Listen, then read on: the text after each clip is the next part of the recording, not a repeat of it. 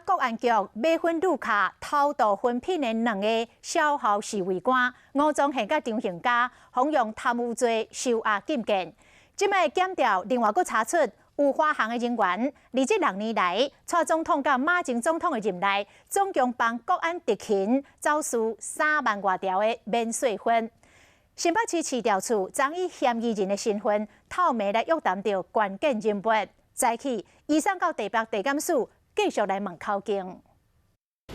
地门关喙暗透气气，对新北市调处刷到北检复讯，伊是私分案的关键人物，华航负责免税品业务的小组长吴传经。吴宗宪是有先预缴600多万，你们才小心后面有门了，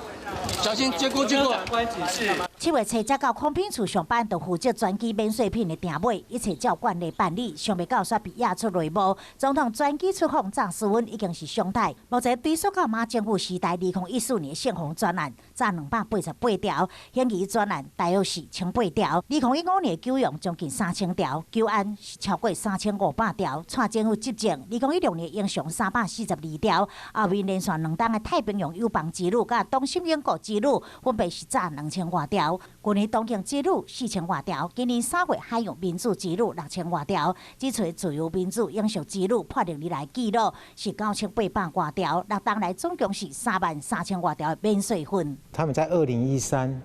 这个电脑系统有做一些这个更换，所以他们现在在资料库能捞到的是2014以后的。国安局小校侍卫官被以贪污罪收押禁见，华航嘛脱不了关系，涉嫌登记配合相关走私业务，想要零处理，恐惊的毋是上策。